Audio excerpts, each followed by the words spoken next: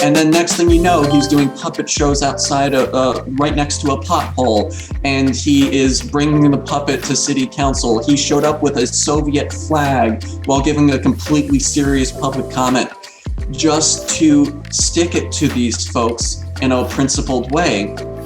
I have nowhere near that efficacy. I think only one city council person has resigned because of me. And so he's got two on the docket. Love your face. Well, Allan Max Axelrod, thank you so much for joining us today on Leftist Chill. This is the show where we invite folks in the spirit of building left unity, strength, and power. Thank you so much for joining us today. Tell us about your day. What's up?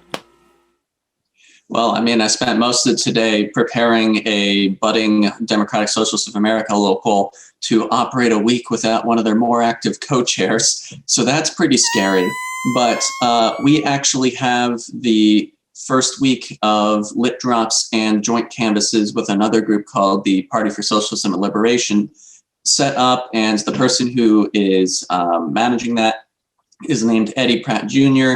He is a stellar activist who has had to navigate a lot of Black capitalist gatekeeping in our community and is now the Solidarity Committee lead of the Champaign-Urbana DSA, leading the SWIFT campaign, which is an effort where we're trying to get $1 million from the cities of Urbana and Champaign to expand a workers program that would provide people stipends, tuition waivers, fee waivers, and by the end of the year, they will have a $50,000 a year starting job, no high school degree required.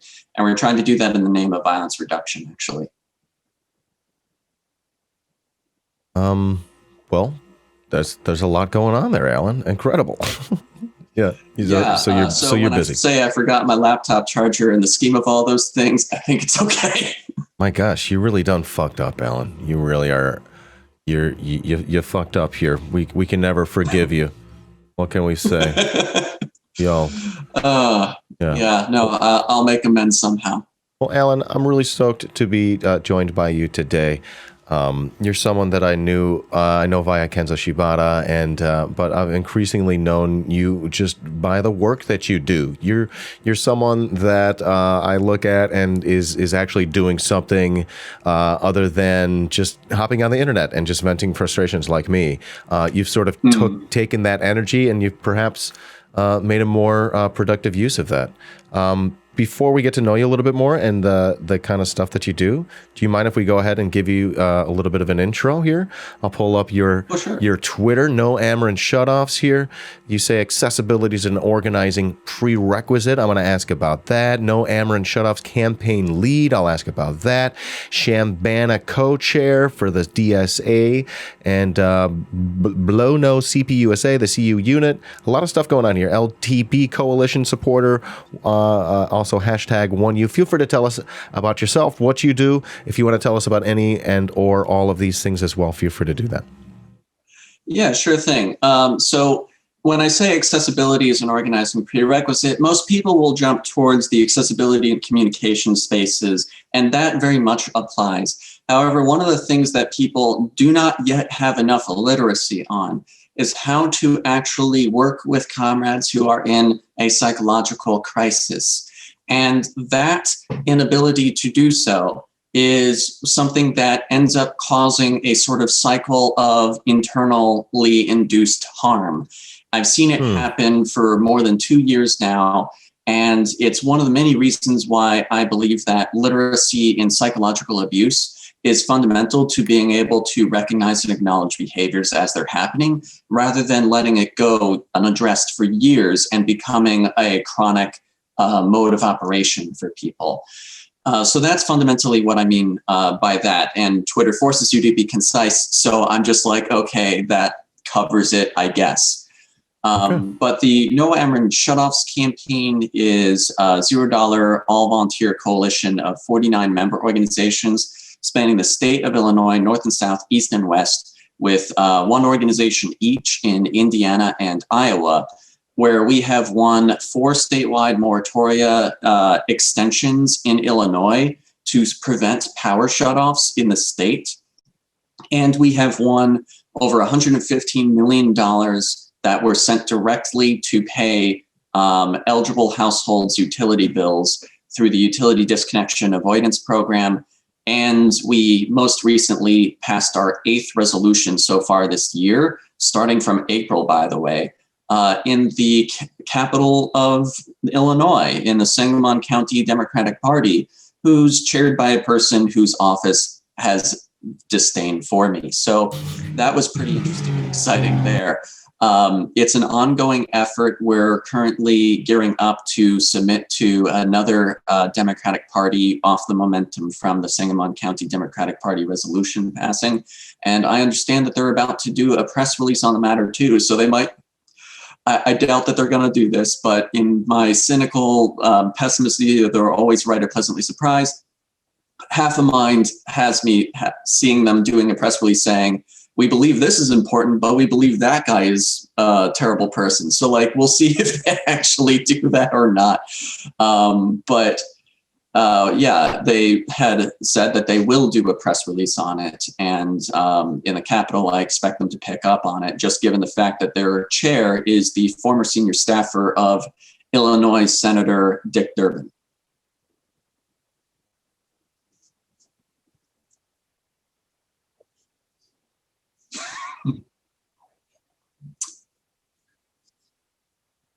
No, but no, like Dick Durbin is the reason that we have, in my opinion, is one of the major reasons why we have in the Illinois Congressional 13th District still Rodney Davis. They knew what the data said.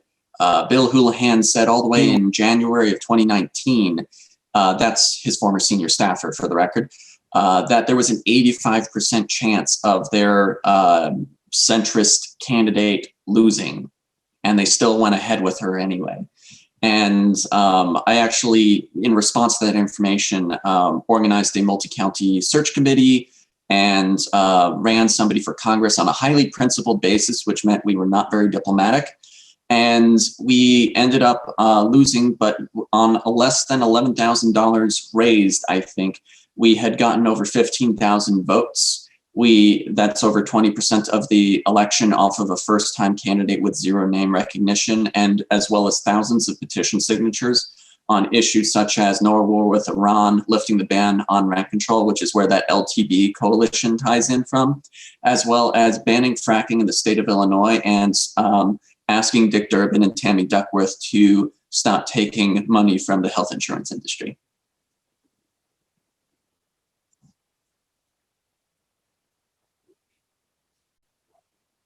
No, I can hear you fine. I don't know about the streaming. Okay, I may have been muted there for a second. Yeah, not exactly a good time to be taking money from the health insurance agency, huh? Yeah, and here's the thing. I would love seeing as there is the March for Medicare for All coming up. I would love it if someone did the legwork and just compiled how much every representative has received over the pandemic from all these health insurance industries. Let me tell you how effective that would be. When we were fighting for a bill called HB 2877, it was a COVID emergency rental assistance bill. The state senator Scott Bennett, who is the Champaign-Urbana state senator, initially said that their office put a pause on co-sponsoring additional legislation. So we went out with a press release on all the money that he had received from the utility corporations over the duration of the pandemic. The media was highly interested in it, and then they just didn't publish anything. So we called his office and said, hey, what's going on with the status of this bill? And they go, oh, you didn't hear? We're sponsors now. So I think that there's a real impactful set of archival work that an activist can, if they have the bandwidth, do. And I can imagine a bunch of folks on a Discord very interested in doing that upon having the idea. And I think that it would be a really good sign of solidarity, as well as just a very condemning thing to do, because a lot of these House representatives, at least, are going to be up for re-election in 2022, and their filing periods are starting soon enough. And it's going to be very important in those races, if they are facing single-payer candidates, to enumerate just how much money they have received from the health insurance lobby. All right. So, Alan, seems like we have a lot to dig into. What I'd like to continue to ask is, where are they now? If there's anything else that we've not talked about, either from your profile or anything else that you want to make sure that we know about the work that you're currently doing. I see video of you all the time talking on to councils and sort of giving it to electeds, and it looks like a lot of fun. Yeah. It is. And one of the things is that I'm not even the most entertaining person. I'm the most litigious person who does so. There's an activist named Mark Guillotine Guy Girdler, as his ballot name for municipal election said, who is so effective at holding people accountable that one person has already refused to run for re-election based off of a hit like enduring Mark Guillotine Guy Girdler, to where this person used to torture folks during the Vietnam War and said publicly in the paper that enduring the public comments was more stressful to that person than the Vietnam War. And we've also gotten word that yet another one of the demagogues of Decatur has announced that they will not be running for re-election, and one of them has resigned. This is what it looks like when you have somebody who is just got nothing to lose other than their life, who's just saying, like, you need to be fighting for these people. And so he started out as a very polite cinema curator for a library volunteer program that was nationally recognized. And they just kept on agitating him. And then he started to uncover corruption, misappropriation of taxpayer money. And then next thing you know, he's doing puppet shows outside right next to a pothole. And he is bringing the puppet to city council. He showed up with a Soviet flag while giving a completely serious public comment, just to stick it to these folks in a principled way. I have nowhere near that efficacy. I think only one city council person has resigned because of me. And so he's got two on the docket. The person that I had been a party to his resignation, basically in the height of the George Floyd protest, was using the fact that he had a Black adopted son to say that we shouldn't be talking about this kind of stuff. And this is around when the city of Urbana had the police beat up a Black woman right before George Floyd was murdered. And I basically said, I think that Aaliyah Lewis's parents, that's the person, would agree that they wouldn't want stuff like this to happen either. And I think we need to talk about that. He announced his resignation about a week later. So, you know, these are really subtle things that happen in the city of Decatur, but that person was a thorn in the side of folks making passive aggressive remarks for years. And so it's a happy farewell to Eric Jacobson, former alderperson of Urbana Ward 2. And one of the things that I did to also agitate a lot of the city council in Urbana was during the George Floyd protests, where they were saying defund the police, and some people are still saying defund the police, although there's significantly less now in the city of Urbana. I just walked around shouting what the election results numbers were for the year of 2017, which was our previous election. We have wards in a town of 40,000 that had barely 200 votes. And so we were able to amass a full slate from Urbana Ward 1 to Ward 7, and we held 3 people's city councils, one on ending chronic homelessness, one on defunding the police, and one in closing domestic violence survivor supports, closing gaps in it.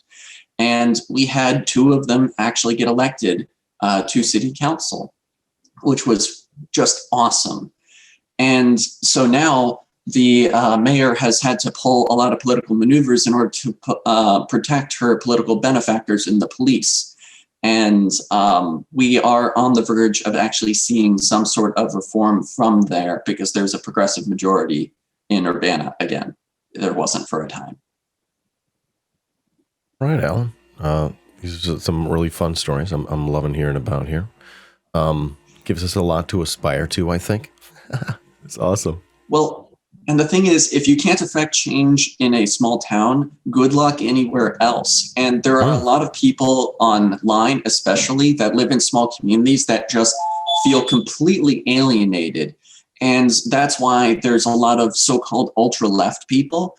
And if folks are able to activate them, as we have been doing over the past few years, through a series of flashpoint actions, that's a principle or a spectacle of a principled struggle where you draw people in and expose folks who never had the intention of practicing what they preach. We have gotten folks who despise electoralism, who resent anything to do with capitalism whatsoever, to say that this system is due for just a touch of entryism while still focusing the majority of our labor on mutual aid and issues-based organizing.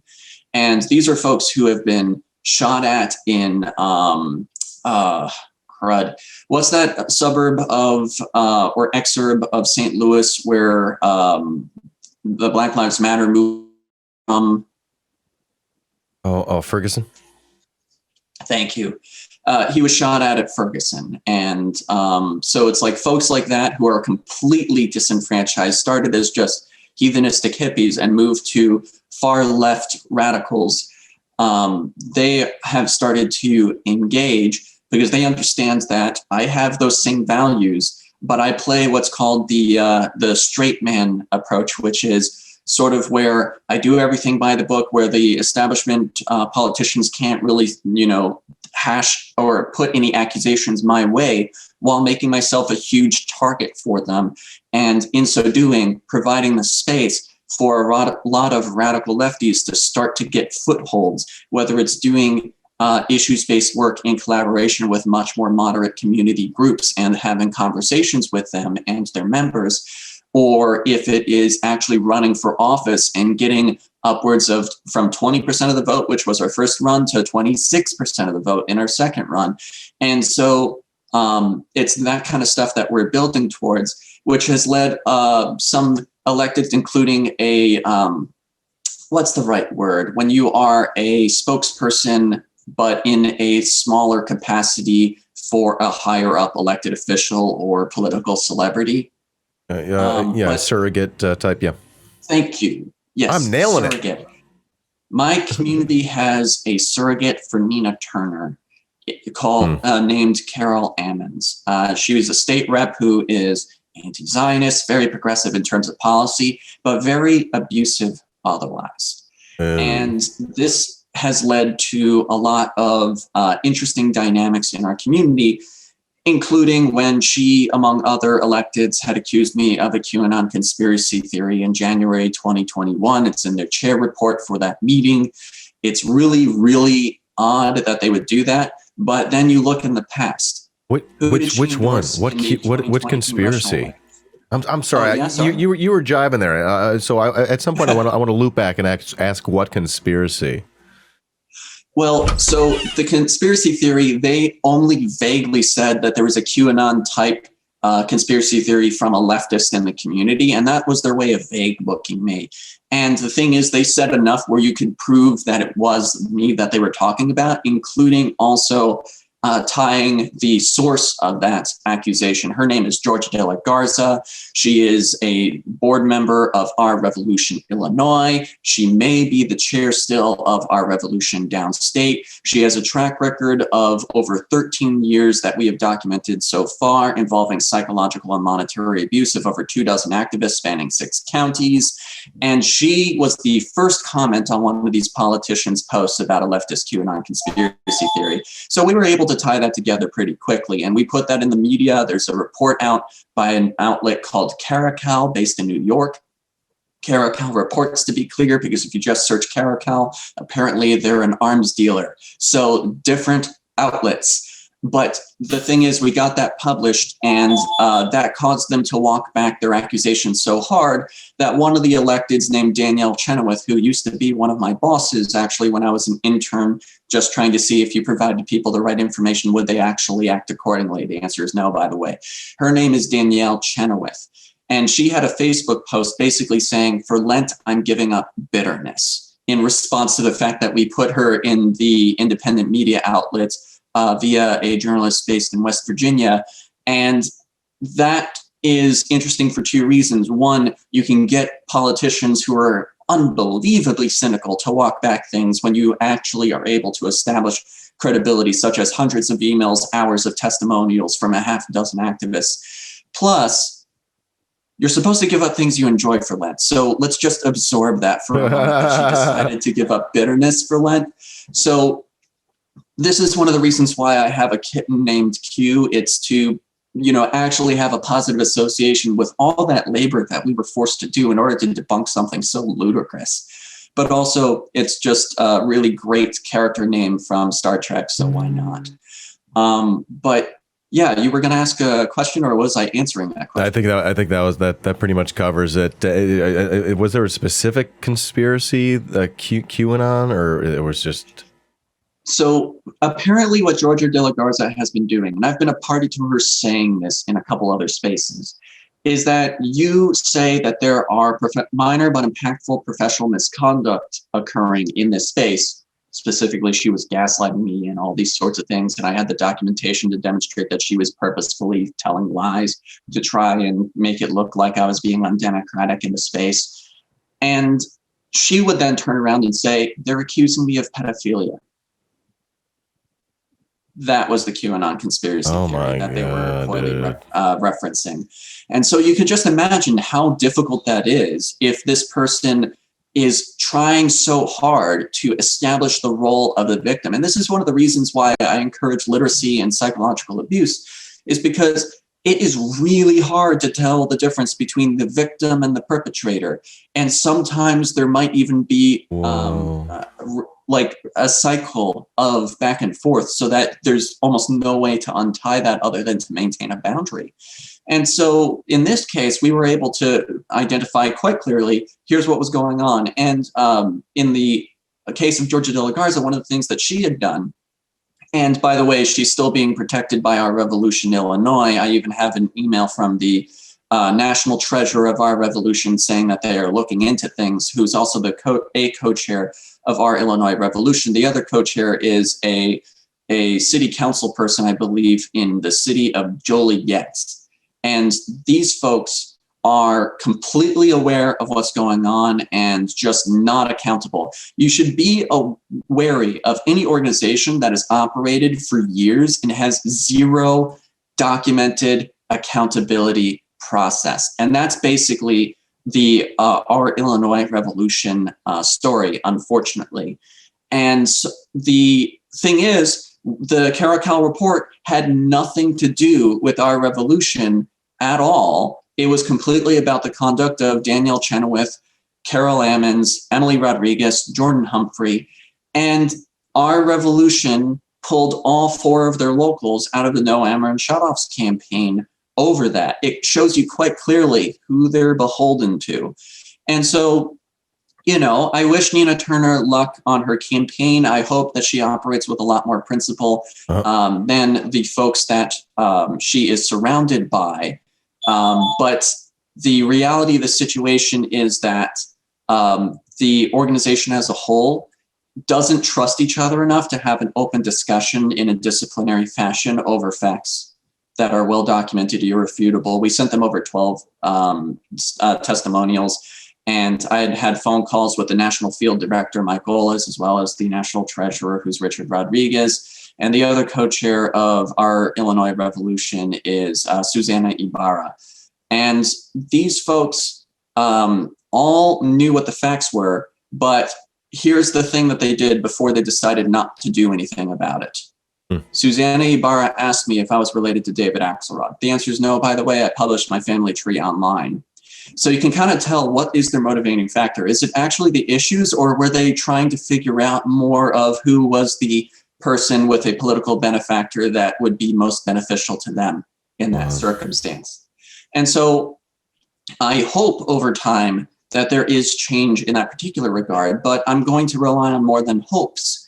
We are in the process of developing something called the Progressive Accord. It is an interorganizational accountability agreement. Think of it like a psychological warfare armistice, where we form a defined progressive coalition, and a loud one at that that has agreed to this interorganizational accountability agreement. Now, why do we have an interorganizational accountability agreement at all? Organization hopping is one of the number one ways that people with abusive conduct are able to perpetuate themselves with some level of credibility in activist circles.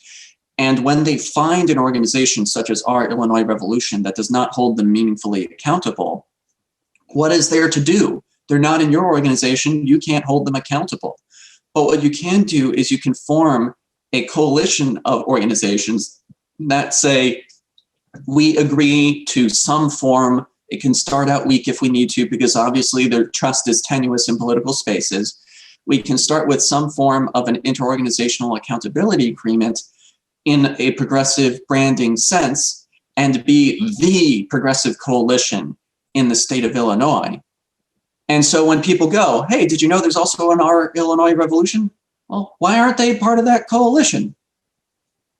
And that's the idea, is to prevent people who are well-meaning but do not know about the dangers because people do not talk loudly about them, that there might be something off by people not being involved in this interorganizational accountability agreement and by not having their own documented accountability process. And so that's one of the ways that we can meaningfully take this on. So we don't need their collaboration, frankly, or cooperation, frankly, in order to have a healthier and safer ecosystem for activists in the state of Illinois. This is something that other states' activists have expressed interest in, and is one of the reasons why in the Democratic Socialists of America, since we already have accountability officers called harassment grievance officers, we are in the process of very slowly trying to organize them amongst themselves to build restorative justice practices, to allow small DSAs that have harassment grievance officers to refer to other DSAs, harassment grievance officers, instead of going straight to our overworked staff at national, so that when there is a conflict of interest, because when you're in an organizing group of about 150 people that has an organizing core of about 25, it's almost impossible not to.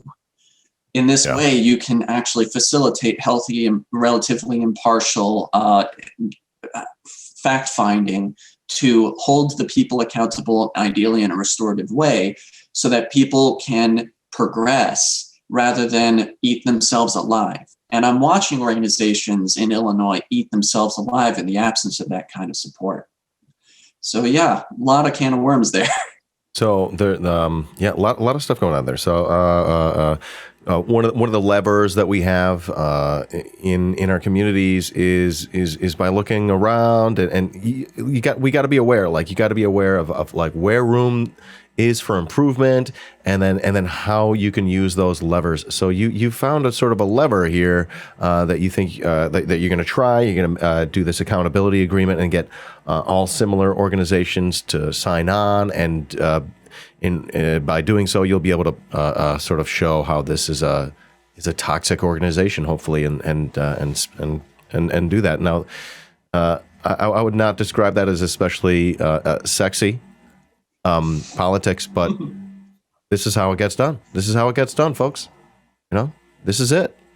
Well, it's not the only way that things get done, but it's one of these ways where, again, accessibility is an organizing prerequisite. If you want folks with conditions as advanced as complex post-traumatic stress disorder, that is a variant of PTSD with really subtle triggers. If you want folks with that wellness need to sustainably be involved, you have to have protective mechanisms for those activists so that they can enumerate the harm that is happening to them with language that is understood by the rest of the organization, because people will have been educated on that. It's not drama, it's abuse. And, some of these electeds, they're going to have some PTSD after having worked with you. Worse than Vietnam, right? Well, okay. So that particular dynamic, there are bad faith actors. And when bad faith actors don't want to accept accountability, what else is there, right? You have to escalate. And so that escalating theater if it causes them harm, maybe it's not the most well-designed theater. That is true. However, in the city of Decatur, you have to consider the stakes. That city is dying. They are shedding population really fast. They were on the verge of being 100,000 people in the city of Decatur, I think in the 1980s. They're down to 70,000. They're smaller than the city of Champaign. This used to be one of the industrial hubs in the state of Illinois. It was the location of the Staley lockout in 1994, where in 1994, police were beating, macing, and sicking dogs on union workers and protesters and preachers and all that stuff. And people are acting surprised when it's happening to Native Americans now. And it's always been happening. Like, this is one of these things. They develop those tools, they use those tools. But the stakes in Decatur are unbelievably high. So in that particular instance, there are differences in how people go about things. And we have to acknowledge the differences in our conditions versus the differences in their conditions. And Decatur is the largest city that's happening to, but if you talk to a lot of communities in downstate, they feel abandoned. They're having population decreases. Their quality of life is going really down south in that more metaphorical sense. And it's really scary because it's one of these situations where the smaller a town is, the easier it is to keep a secret. And what kind of secrets are they keeping? And that sort of dynamic is really pernicious because I'm in a small town where a QAnon conspiracy theory was spread about me by electeds. You think that would happen in Chicago?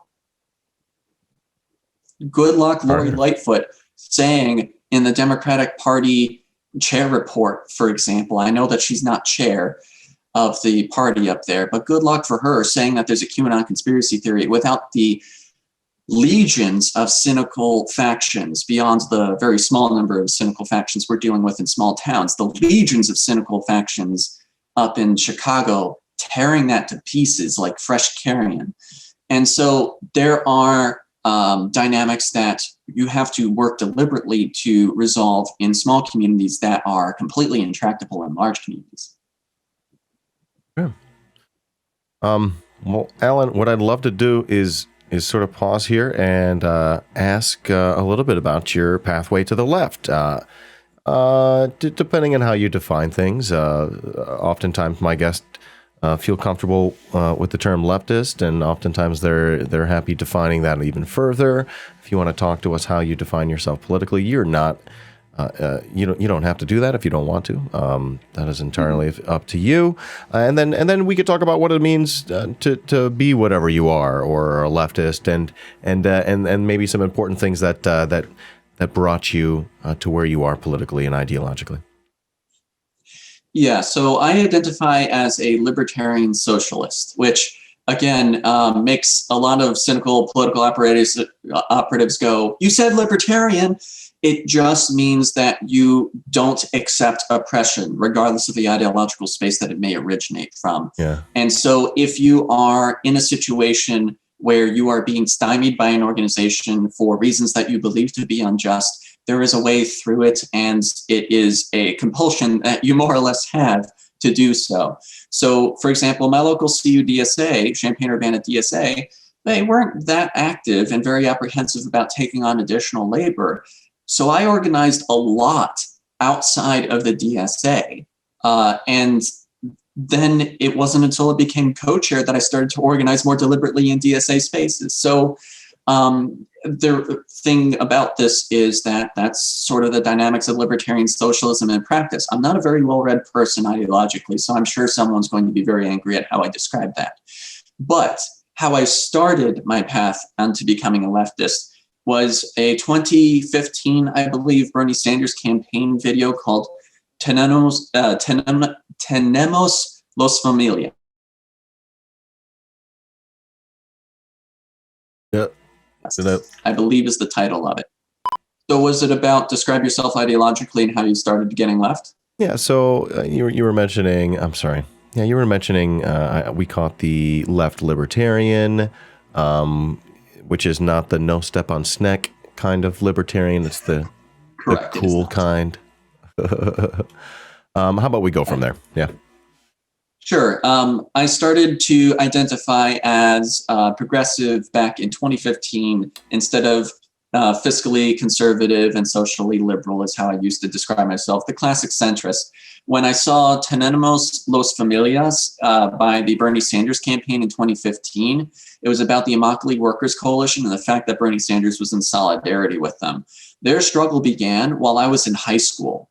And, or rather, that part of the struggle was when I was in high school, less than 45 minutes away in a city called Fort Myers, Florida. I knew nothing about it.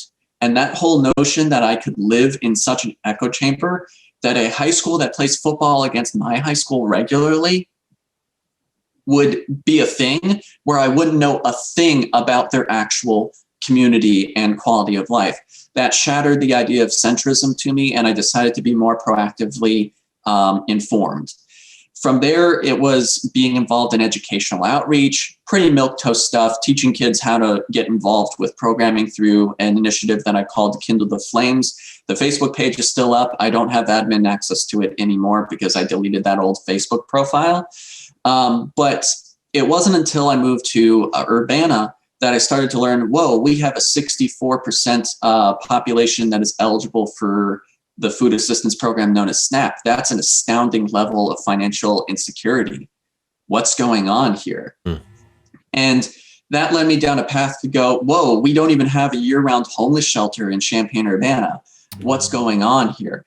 I found myself in city council. I basically outlined to them how distraught this was. I went through all the options that were listed online that were no longer available.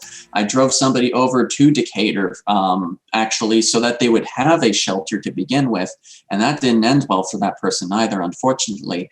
And the main thing is that I started to actually inform politicians, because from a machine learning background, decision-making is informed by the information that you have for autonomous systems if they have a good faith policy. So I decided, let's test that out. Let's provide information that they need in order to combat poverty. And so I volunteered and interned at an supervisor's office. And after about a year of that, I realized that it wasn't working. So I started to canvass in the community. We joined a housing coalition's effort for repealing a discriminatory housing ordinance that is still on Champaign's books. But we managed to eke out an amendment to that ordinance for the first time in its 25-year history, and we are on the verge of having that repealed in the city of Champaign. Going back to libertarian socialism and not necessarily organizing inside of CUDSA, but around it, I actually showed up to my first Champaign-Urbana DSA meeting in January of 2019, plopped a clipboard on the ground, on the table, and said, I have been canvassing by myself once a week for a month. Let me tell you why. And there was a non-member in attendance who signed up to join the Champaign-Urbana DSA right from then.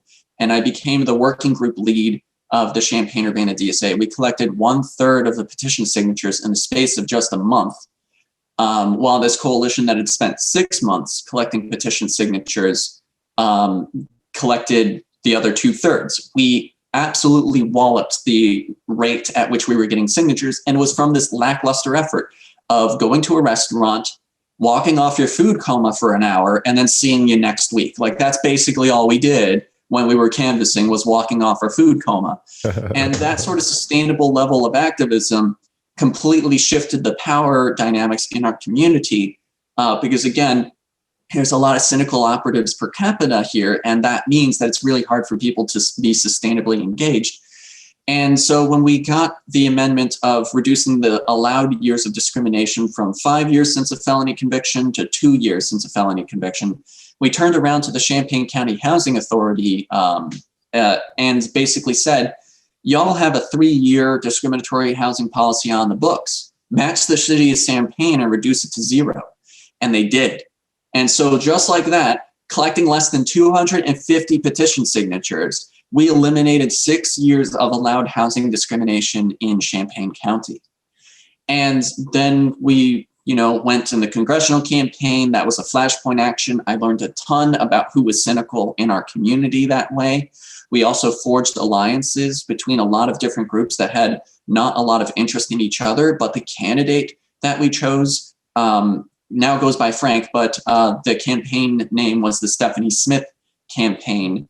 That drew in a lot of activists. The activist who passed the resolution at the Sangamon County Democratic Party was a person activated by the Stephanie Smith campaign. The person who disrupted the September 18th Governor Pritzker conference around utility shutoffs, as well as passed 2 resolutions in the McDonough County Democratic Party, was a person inspired by Frank. And these kinds of dynamics kept going and going. The Macon County Democratic Party had a historically conservative bent. They are now one of the most progressive parties in the state. They were the first ones in 2020 and 2021 to pass resolutions on utility shutoffs out of all the other Democratic parties. And that all started with me dropping off campaign literature to Mark Guillotine Guy Girdler at a Casey's gas station and said, hey, hold on a second. It's only a matter of time before you sue the Democratic Party. Which of these 2 things sounds better to you? Community member sues the Democratic Party or Democratic official sues the Democratic Party. He led an entryist effort after that to get leftists to sign up to become precinct committee persons, including write-in candidates. And now a full third of the voting power in the Macon County Democratic Party are people in the DSA or the Communist Party USA. And these folks are not making insane demands or anything like that. They are fighting for human rights, and they're doing so in accessible ways. The same political theater that they'll do in city council, they'll turn around and be really diplomatic and expository about why these needs need to be met. And they're currently collaborating to avoid having a QAnon conspiracy theorist, a real one, as a sheriff for their community, because they just got an election overturned by the courts that took a Democratic sheriff out and put a Republican sheriff in a vulnerable community that is having a disproportionate amount of gun violence before the pandemic. And so that's the kind of trajectory that I've had, because during this, politicians that had really progressive branding started to undermine efforts, gaslight a candidate who they knew her wellness needs and still violated them regardless. And that's where Carol Emmons offered me a job November 25th, 2019, to try and poach me from the campaign. I said I'd volunteer. She didn't take me up on that seriously. And so that wasn't about the labor then, was it? It was about control. And so learning these things about so-called progressive icons, including a Nina Turner certificate, was very useful information for being able to effectively and safely navigate these spaces with other activists. The municipal campaign served to educate more people about who exactly these progressive icons are. We have a lot of folks who support progressive policy. They're not just those folks. And so that was kind of my trajectory. It was all very applied. I didn't really read anything to tell me this. I saw it. It's all experiential. And we did the work for it. And so while we, on the surface level, did a suboptimal strategy and got 23% of the votes on a campaign that had less than $11,000 raised or so, and 15,000 plus votes when they said they were expecting us to only get 0.1% of the vote.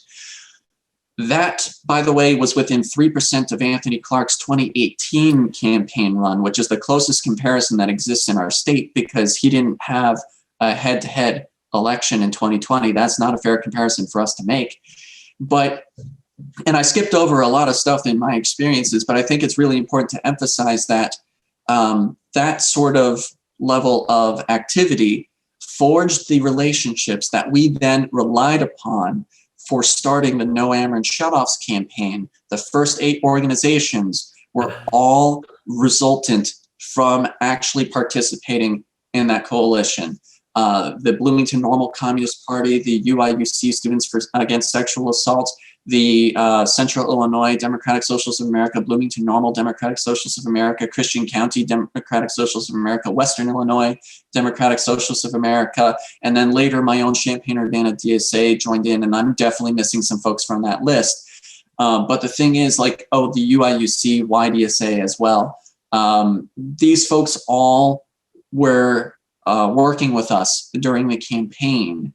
And so when we turned around and said, hey, we have this pandemic fight, it's really important, they took up the mantle. They did a lot of the initial work. A lot of the disruptions were from them directly. And that is how we had gotten as far as we have so far with the No Ameren Shutoffs campaign.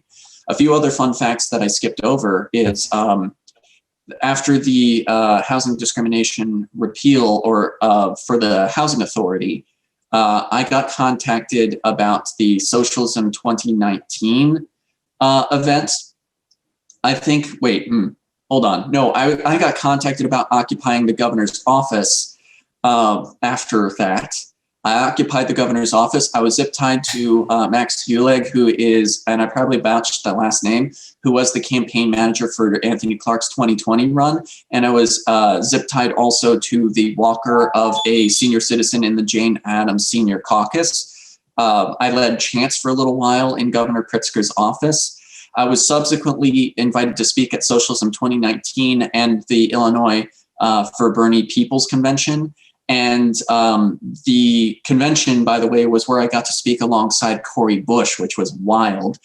But like those are all outcomes from like this tiny local level organizing, just snowballing.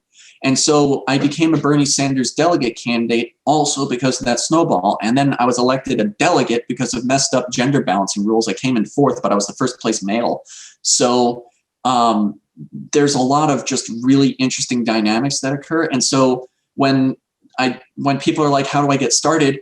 I literally will tell people, canvass by yourself if you have to. Start doing that and talking to organizing bodies about why what you're doing is important and seeing what degree of buy-in you get. Really small actions build up. That's literally my experience.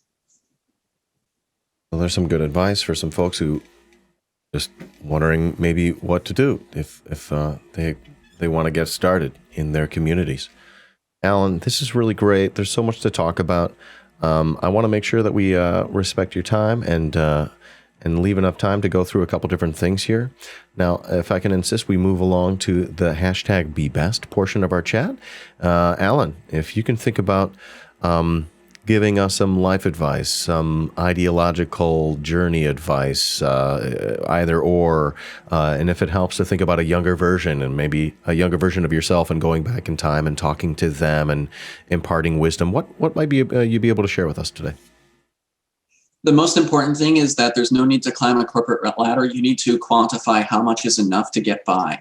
This isn't just like, what is my severely rent burdened amount? What is my rent burdened amount? And so on. You can rely on mutual aid if there's a developed enough leftist apparatus in your community and you are organized and communicative with them in good terms. But one of the things that not enough people do is they don't really think about how much is enough. How do you get into a stable living condition? What is the cost of your rents relative to the cost of the wages that are offered? And this isn't to say, hey, look, you could afford to live like this the whole time. No, I'm incredibly privileged. I have a mortgage. And so like my cost of living is controlled. But getting things under that control or finding out what those levels are is really, really important. There's something called entrapment by specialization. You get a college degree and now you feel stuck into only going for jobs that are relevant to that degree. This is a trap that a lot of people have found themselves in and still find themselves in. You do not need to do that. If you look concertedly for union job availability, if you look at the minimum wage job relative to your rent and say, like, can I actually make this work, whether it's a food pantry or otherwise, there's a real reason for actually considering that for your activism in a sort of sacrificial sense. And I do not mean in a sustainable sense. This is a start. One of the most important things is to have a job that you can just replace at the drop of a hat. That is to say, if there is some injustice going on in your workplace, that you have the baseline confidence in your ability to maintain your cost of living, that you can say that isn't right. You can organize for that. And again, this is something from my direct experience. I was an account clerk at the treasurer's office at the start of the pandemic in the American Federation of State, County, and Municipal Employees, known as AFSCME. I was on a probationary period because you have to work there for a few months before you get full union protections. Despite that, I saw some horrendous things going on in that office. And I also had to stop a political attack that was under a completely baseless pretense. And so when my union staff asked me to risk retaliation by filing a grievance, I did. When they didn't honor the sacrifice and said, "Oh, we don't know if we can file an unfair labor practice," I reached out to the next union, to the sister union in the next county over, and I said, "Here's what's happening. What do you like? Can't we file an unfair labor practice?" They said yes. I forwarded that email to the AFSCME staff to let them know that they have some discordance there, and it's common sense discordance. So whatever political theater they should do, they should stop. I also partnered with a writer for People's World to start actually writing about what was going on. And that pressured the AFSCME staff into actually taking on that issue and issuing the unfair labor practice. The county admitted fault. The treasurer lost her job. I was entitled to return, but I didn't return because the treasurer lost her job in that she wasn't listed on the ballot anymore. And so I could be retaliated for something as simple as being a little unkempt or what have you at that point in a retaliatory sense where there would be some plausible deniability. She happened to retaliate against me in the one way that was provable. She blamed me for the same thing she was trying to attack another politician for the week before. Really overt stuff. But the point is, if you have the willingness and the privilege to actually adopt this sort of mindset where you quantify what is enough, you live within that means as sort of your baseline, or are willing to, more importantly, you can see injustice and act against it rather than keeping your head down. That is how systemic issues get perpetuated. And what we need is a bunch of radical lefties who are willing to do this kind of work. And if it's not for you, it's not for you, that's okay. But one of the other things that we're going to be working towards is because this isn't like me saying, oh man, this would be so great if lefties did this and leave people completely unsupported. We're having conversations about starting a leftist credit union that operates at a controlled loss so that we can, in an activist sense, increase the housing stability of comrades by providing a loan to the down payment on a mortgage. So if you have tolerable credit, but your mortgage rate would still be lower than your rent, then it would be appropriate to have like a 0% or a 0% loan with a couple $100 or a couple $1,000 of grant money more or less thrown in, where you can get through that down payment and just start with the mortgage payments itself so that you don't have to pay mortgage insurance and stuff like that. And so that's something that I hope to see in the next few years in the state of Illinois, so that regardless of whether or not we've lifted the ban on rent control, we can start starving landlords of their renters. Oh, and one other thing, I guess, is there's two other things. There's 4 modes of activism. Most people talk about 2. They'll talk about mobilizing and organizing. I'd like to quickly break that down because not enough people understand the other 2, which are social and service. This isn't something somewhere you can read. These are things that I've kind of observed and I'm like, yeah, this makes complete sense. Mobilizing is asking people to do things fundamentally and to show up to things and stuff like that. Organizing is increasing the strength of your relationship between people and information. Social is rest in an informal or formal group or individual capacity. And service is doing community service or mutual aid, because a lot of our fights are long-term struggles and you need to see that short-term progress from time to time in order to have your morale stay where you need it to be, right? So the balancing act of those 4 elements will look differently for everybody. Figure out what that balancing act is for you is one of the most important ways to sustainably engage in activism. The other thing is that people tend to overpromise and underdeliver. So one of the things that I recommend is limit yourself to 3 activist tasks a day, maximum. On a weekday, I barely do 1, okay? But despite that cap on the number of things that I'm doing, I've done a lot, right? So this is something that you can do. Have 1 thing before work, 1 thing during work, during your lunch hour, and 1 thing after work as the max. where maybe you've just rest during lunch. Maybe you have a slow start to your day. Cool. Drag that item to the next day in your calendar. And by having such, and this is a machine learning concept too, there's something called the curse of dimensionality. When you have a high dimension space mathematically, the way that you can make a solution more reachable with less effort is by discretizing the space, making it countable and making it a small number of countable things. So instead of having to consider 12 things and trying to keep that in your working memory or juggle that on a calendar, maybe you only have 3. Good pieces of advice in there too. Allan, let's go ahead and push forward to the questionnaire, the Leftist Inquisition. You could skip or pass any question for any reason. Are you ready, Allan? Ready. All right, cool. So let's get to know you a little bit more. Allan, do you have a favorite word?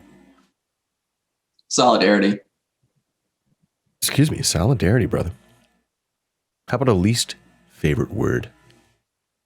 Liquidarity. Capitalism. Like, it's really that basic. Capitalism, yeah. All right, cut you off there. Capitalism. How about a favorite drug, a favorite vice, or a favorite guilty pleasure? You can name one, or you can answer all 3 of those questions. My favorite vice is, and this is going to be unusual, potato chips. Ooh. Now, I haven't heard potato chips. Fritos. I actually. Sorry? Fritos, right? Your favorite brand? What? Aren't the Frito people on they're on strike right now, right? Yeah, they're on strike, so let's respect them. I get Circle K brand potato chips a lot because I live next to a Circle K gas station. Nice. So like I just buy the off-brand stuff, which is I think a good way to go. But it's just like it's one of these things where it's just always been my comfort food. Plain and potato chips. I prefer. Sorry. Just like plain potato chips there. Yeah. See, the thing is, I grew up in a family where the majority of the household didn't like even salad dressing. And so like I grew to actually appreciate the direct taste of things. And so like I'll eat food with salad dressing, for example, on it, but I would prefer it to have none. And with potato chips and, salt seasoning and stuff, like that's my preference. If somebody has like salt and vinegar and stuff like that on top of it, I'll just be like, okay, tolerance test time, and just like go through it because I have it. But the thing is like, and this is potentially a facet of privilege and just luck, but like for me, I prefer to stay sober. Like I've tried alcohol, I've tried weed, I've tried other things too. And it just, because of, I guess, like my preference for being in control of my responses, sensations, and so on, like I don't like being taken for a ride. I like to power the engine. All right, Allan. How about a favorite cheese? Man, I don't know the brand of the favorite vegan cheese that I go for nowadays. And yeah, I know, vegan. But the thing is that there's a tofu-based vegan cheese that I can actually eat. I have something called Crohn's disease, and apparently there's a sensitivity for yeast that's really common amongst folks with Crohn's disease. Bummer. And so I need to have cheese without nutritional yeast in it. And a lot of vegan cheeses use nutritional yeast. So I can't have everybody's popular vegan mac and cheese dish even. So it's actually one of these things where it's for complete health reasons, but I have a vegan and no yeast diet, basically, if I'm staying within my bounds. Jeez. How about reincarnation? Let's say, Allan, at the end of your life, you're able to come back as a plant, or if I can insist, a non-human animal, and you get to choose, what would you pick? I probably would pick a sloth because, to be honest, most animals have natural predators, and that is a level of survivalism that is perhaps analogous at worst to the experience of being homeless in the human form. And I don't want to wish that on anybody. So I'd rather just like eat in a tree and be a living stereotype of a gamer. Allan, what would God say if at the end of your life you found yourself at the pearly gates, and there's God. What would you like to hear God say to you? You're maybe the best person that I'm sending to hell. Wait, he's rejecting you? Well, see, here's the thing. It depends which theology variant is correct, right? So, like, if I don't believe in Jesus, am I going to heaven, right?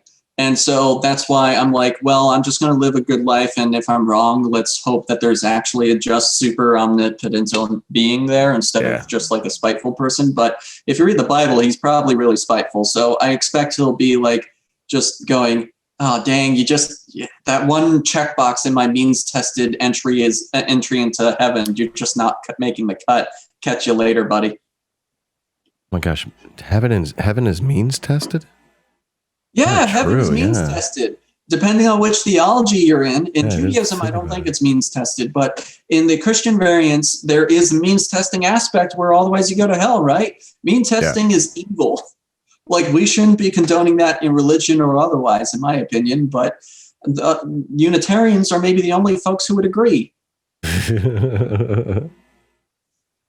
Allan, so now I want you to imagine a third-party leftist party forming and perhaps coming up with a 15-point plan. That's sort of the narrative behind this question.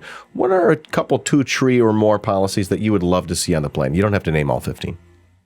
Oh, dang. We had a policy platform of 13 for the Stephanie Smith for Congress campaign. Yeah. So let me just go ahead and pull up her somehow archived website that lists that all out.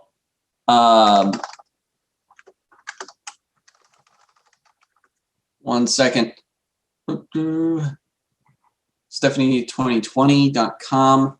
And the issues are Green New Deal, immigration reform, single-payer healthcare, reproductive rights, LGBTQ equality, living wage, tuition-free public universities, anti-war, anti-imperialism, sex work decriminalization, ending Sesta Fosta. And the thing about this is 9 of these points were from the multi-county search committee, which was very sparsely populated, by the way. It was basically one person per DSA, which is kind of where we came up with the structure for no Ameren shutoffs from, by the way. And we came up with these 9 platform points of who's a candidate that we'd back. Well, they would agree to all of these. Cool. And then Stephanie Smith for Congress, Frank, added sex work decriminalization and ending Sesta Fosta, because that was a blind site due to our privileged experience. Meanwhile, she identifies as a former underage survival sex worker, which is a very nuanced life experience. She grew up in a small community of Leroy. It's less than 3,000 population, I think, thereabouts anyway. And basically in a near all-white community was harangued by the police because she was in the poor family and all that sort of stuff. And so she has this intense life experience that is obviously very traumatizing. And that meant she was uncompromising in the pursuit of these policies. And there is a forum between her and the establishment candidate. This is somebody without a college degree schooling the establishment ordained candidate for Congress. And it is so beautiful to watch. There are phrases where it's like one person's giving the party line about why this next new NAFTA is good or whatever. And then Frank comes out and says, I don't approve of this deal at all because it removes protections for LGBTQ people, and I really appreciate my big gay rights. Like, she would do things like that and just constantly school this DCCC shill, more or less. And that was one of the things that I think was like maybe the best experience out of the congressional campaign, and enfranchising somebody in that space where they had all this sorts of imposter syndrome, and then suddenly going toe to toe with somebody who's supposed to be like this local elected deity or what have you, who's endorsed by Carol Ammons and all this sort of stuff. And she just schools her and gives really short, succinct answers to like move the questions along and just keep on schooling her on more and more topics. And yeah, so like those would be the platforms that I would go on. I'm sorry, the nostalgia kicked in too. Allan, moving on then. Now, Who would be an influential leftist, and again, define that any way you like, an influential leftist, be them dead or alive, that you would love to be able to meet? An influential leftist that I'd love to be able to meet, dead or alive. Well, so one of the things about the dead ones is that psychological abuse literacy is horrendously low now. And so I don't know that I'd like meeting any of the past historical icons, even Eugene Debs, because one of the things is that I expect to see glaring gaps in praxis that were lionized at the time, because that was exceptional for how developed we were culturally at the time. But I guess a person that I would love to meet is Assata Shakur, because I cannot imagine actually the experience of having to flee the country and be in communist Cuba now, let alone for decades, having to basically be a pseudo-political prisoner in a highly participatory democracy that is being called an authoritarian government. All right. Next up, favorite leftist book? Coming to the person who's not that well read as a leftist, I think that while not a leftist book, a really useful book for any Illinoisan activists here is the Race Riot book about the race riot that happened 100 years ago. And it's not because, oh, look at these horrendous things, but it's because look at these things mechanistically that are still playing out today. The role of homeowners associations, the role of realtors in perpetuating the racism that we're seeing in our communities. Like, that was pretty eye-opening to where I could actually see those same dynamics playing out today. And on top of that, just knowing that this sort of stuff has been happening repeatedly on loop, and knowing what those sort of false narratives are, it's really humbling to know that back then you had to wait decades for some history grad to go, this is a great professional opportunity for me to investigate. And so that's maybe what I'd recommend. But one thing that I will say we are doing to avoid that is we're in the process of building an archive out of Champaign-Urbana DSA to translate a lot of the oral histories of activists into an irrefutably well-documented written history, so that we don't have to wait decades for some history grad student to say that this is going to be, or grad employee to say this is going to be a career maker for me. We're going to make it completely obvious fact where it's not even worth their effort, because we need our community to understand this stuff as it's happening. What was the name of that book? Did you remember that off the top of your head? I think it's just called Race Riot. But it might just be called 1921 Race Riot. Race Riot, Chicago in the Red Summer of 1919. It's not a very ideologically interesting book, but if you're interested in understanding the mechanisms and the fact that the realtor lobby is like one of two of the most powerful lobbies at the local level, and the utility lobby is the most powerful at the state level, which that book doesn't go into that part. It's really important to understand that these things have been entrenched for a century, which means you have to have highly principled and humility-driven organizing in order to derail this thing, because they've had a century not only to hold power, but to innovate and do research on how to retain power. That's why during an economic collapse, the billionaires are getting wealthier. I, for one, oppose that. But you know me. Allan, next up. Oh, my last question. Allan, you watch my stream, at least you watch others, I'm sure. What streamer or other creation, content creation tips do you have, maybe for podcasts or streamers or other? I would say that there's not enough coverage of action items that can be done. And that is a glaring gap, because a century of pontificating in leftist spaces has not ordained us with greater praxis or power. It's been the overall political dynamics, in part facilitated by Bernie Sanders, that actually caused such a huge swell in the left. And what we need to do is we need to have people in their edutainment spaces talking concretely about how people can do more than be black-pilled. That is to say, like, what is a meeting? Like, I remember Kenzo streaming yesterday and watching a city council meeting.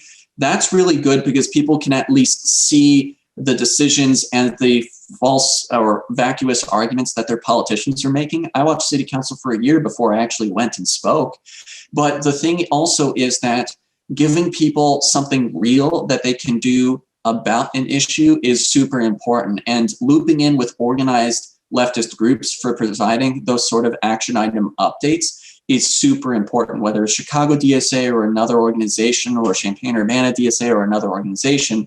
Because the thing is that one of the contentions about Force the Vote, for example, where a bunch of online broadcasters more or less generated this effort, is that the existing organized left has their bandwidth constraints.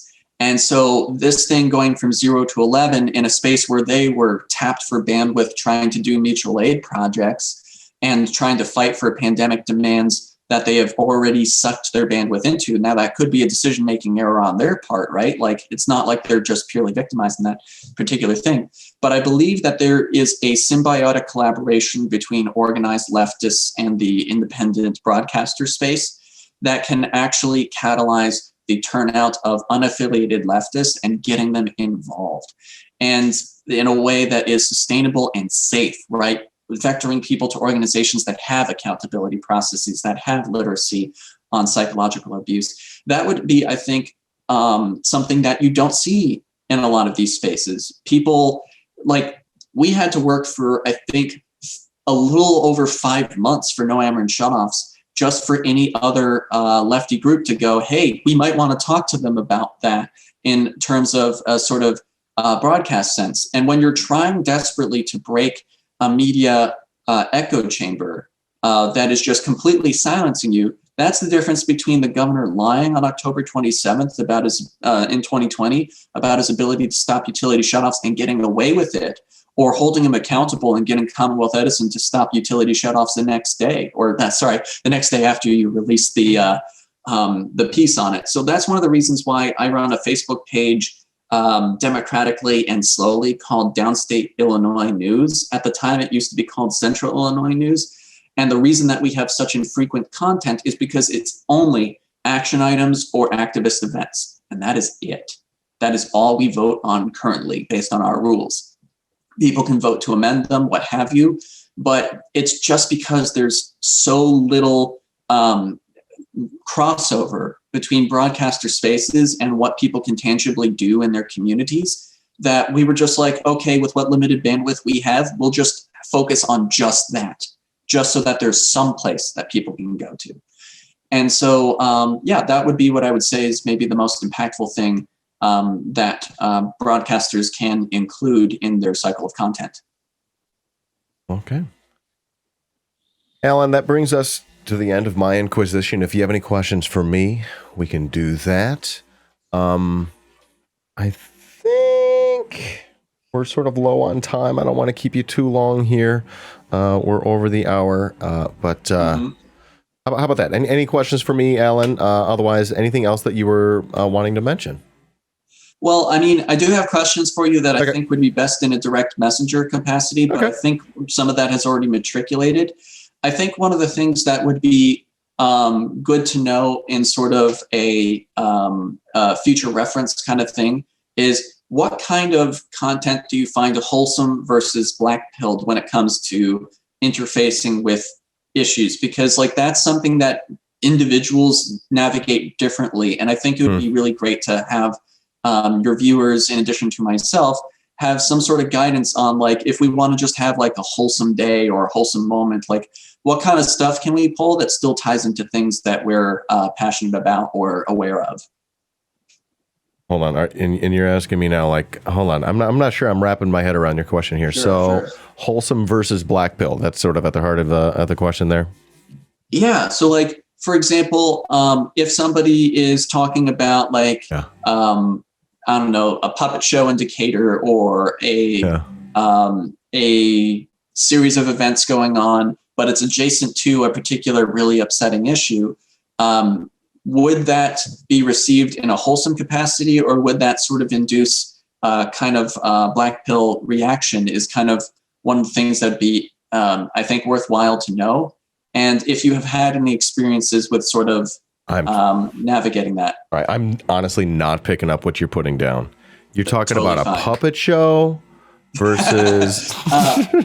Yeah. So basically what I'm saying is, like, when providing you news updates of things that that are happening, and we don't want to black pill you when we are doing that, I guess, where is that line? No, there is no line. Like I don't know. I don't know. Are you talking about like when you're giving me links in chat? Yeah. Oh, dude. No, I mean, that's my line to draw. You know what I mean? It's like and who the fuck knows where it is, to be honest, right? I always think of that New Yorker cartoon, which is like my desire to stay up to date with news and stay sane. These two things are at odds. You know what I mean? And that's my fucking thing. And everyone's got their own line.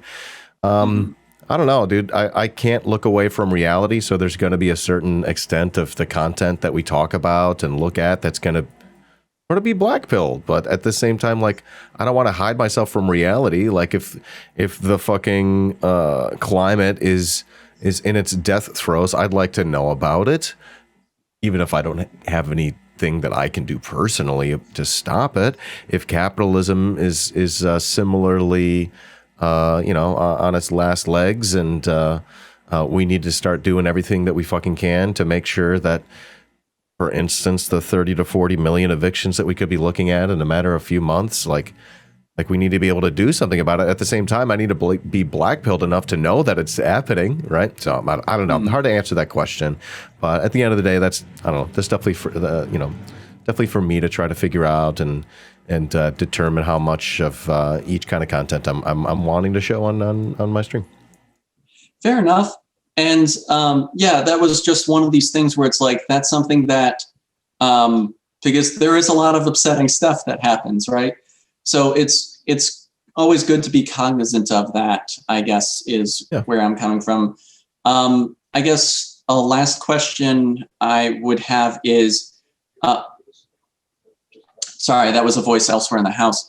I guess the last question that I would have is, to what extent would you be comfortable in actually talking to people about, I use the term colloquially as targeting, but that maybe sounds a little too sinister, but like, if there's an issue and it's being discussed, are you up for actually talking over, like, okay, what are the eligible places for pressure to be applied so that wouldn't happen? For example, the eviction crisis that we're seeing, the Champaign County government in April or March of last year, before the state had an eviction moratorium, suspended evictions themselves. There's nothing preventing the county from actually suspending evictions of their own volition. And so there's a ton of pressure that can be leveraged in that particular capacity, and it can be done on a county by county basis. And how we did it was a combination of petition and open letter, where we specifically asked electeds to sign on. And that's actually how we, in part, worked with Doris Turner to get her to be a chief co-sponsor of the rent relief bill for Illinois. She had signed our housing eviction suspension letter back in January, before that bill even came to existence. And so we knew that we could approach her, now that since then she had became state senator. And we can actually get her to help with that issue. So I guess, is it amenable to sort of talk about the pressure points that exist while also talking about these terrible things?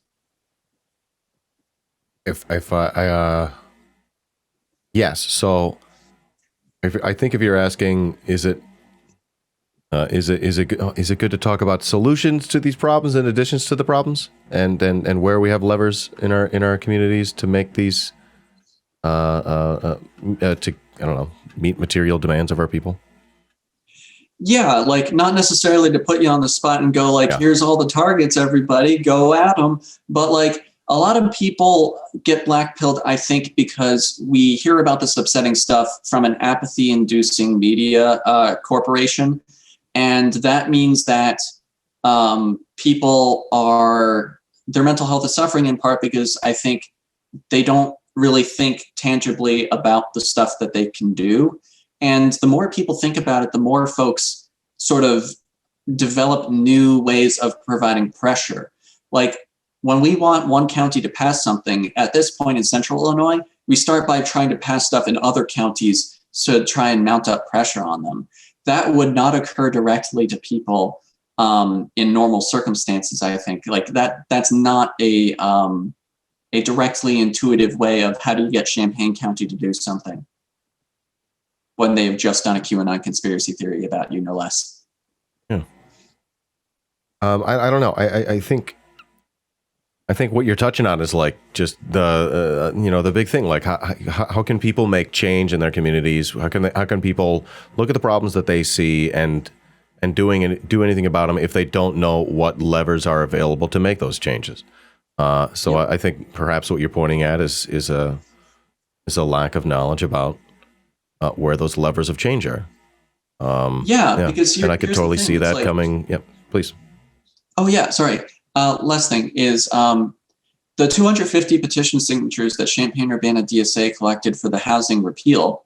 It's not that the city is that small. It's an 80,000 population city. But we concentrated those petition signatures in a district that had less than 250 votes. That was why that power was amplified. So the other 500 petition signatures that were just scattershot all through the community were way less impactful than those 250 petition signatures. And you can see it from the council person's remarks. And that's how, because the initial concession was supposed to be 2 years of reduction in the housing discrimination policy duration instead of 3 years reduction. And we also could have eked it out to 4. So yeah, like just having more people talk about those levers and where those levers are, I think could be incredibly empowering in the presence of this black-pilled stuff. Like people talk about the need to address the climate crisis, and most people only talk about the federal level when we can do stuff at the state and local level too. Yeah, I'm sorry. I just had a thought, and I lost it there at the end there. Totally all right. So it seems like what you offer, Allan, is sort of like institutional power. Stuff that you learn from having taken a crack at the bat and stepping up to the plate, swinging a couple times, and seeing what works and what doesn't, what can bring down an organization along the way, what helps to make these organizations successful. Is it fair to sort of call this institutional knowledge? I mean, I would say yes, and with a very apprehensive yes, just because that makes me sound like an establishment person. Nah. But yeah, it is knowledge that is now institutionalized in the Champaign-Urbana DSA, and we're trying to democratize that as quickly as possible. I'm somebody who was in the hospital last October and was even tweeting from the bed of the hospital while telling every hospital staff what the heck was going on with utility shutoffs. So to me, I know that my experience on this planet is temporary, and I'm acting accordingly by trying to empower folks. So yeah, I guess that would be appropriate. Well, it seems as though there's a need being illustrated here that at least for my sake, myself, I need to include more institutional voices. Otherwise, I'm just another talking head over here on the old Twitch.com. Low information talking head at that. Well, see, the thing is that depending on efficiency, you can do a lot with a little information. Just one data point about housing, about childhood poverty in Urbana was able to completely blast through an excuse that there is perennially in Champaign-Urbana, which is that poverty really doesn't exist in Champaign-Urbana. It's just the college students skewing the data. And, just with that one tidbit of information, we were able to completely eradicate that excuse in our community. And that's no longer politically tenable to say. There's even an article called "Poverty Isn't Measured by Feelings," with a whole staff of an online magazine coming out in support of the fact that we have a ton of unaddressed poverty in our community. So I wouldn't really go, oh, look, low information, this or that, or any sort of thing like that. It's more of what can you do with the information that you have? So like, there aren't a lot of elected offices, for example, to apply pressure to, right? So just by interacting with something, you can kind of guess as to what the targets would be and like engage with folks and say like, have you ever heard of that position before and stuff like that. In Southern Illinois, Central and Southern Illinois, we have township supervisors. I don't think that exists in Chicago at all. Townships don't exist. And it's a hyper-local form of government that doesn't exist in every state either. So like there are nuances like that you can run across, but like I don't feel like an encyclopedic knowledge of political information, even though I might seem like that. I'm just efficiently using what experiences I've had. And so I think that it's completely doable to do the same. It's just most people see other successful broadcasting outlets and then just try to reproduce their behaviors. And that may work, and that may be the better thing to do.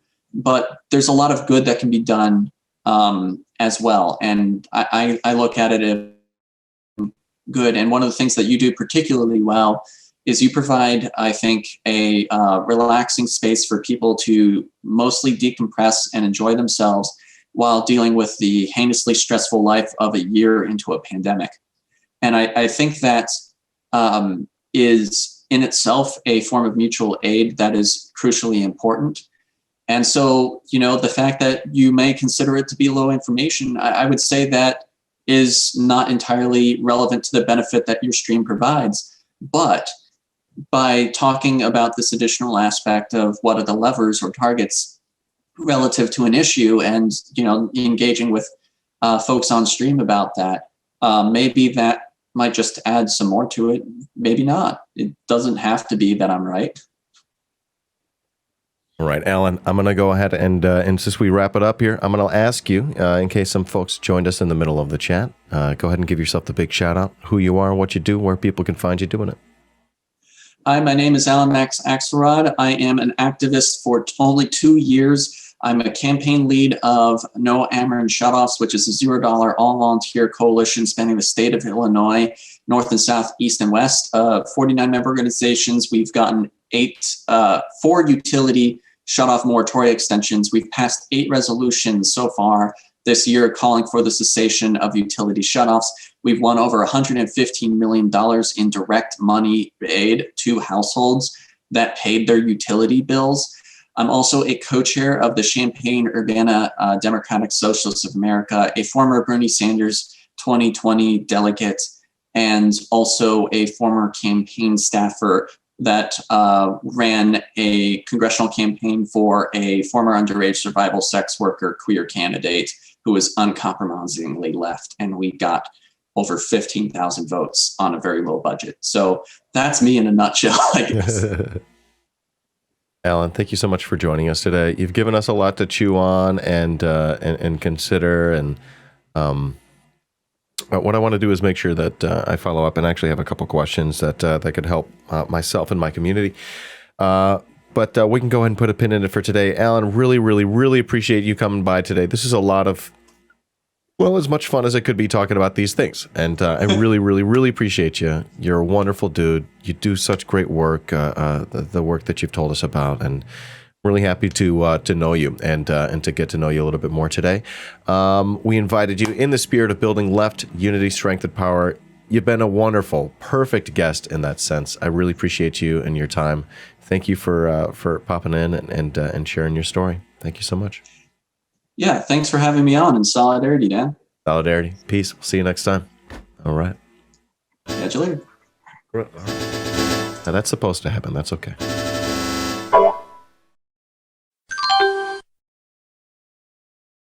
And that was Allan. Allan.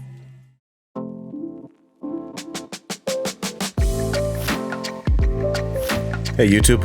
You're watching a clip from my Twitch channel, twitch.tv/iDanSimpson, where you can follow for free and subscribe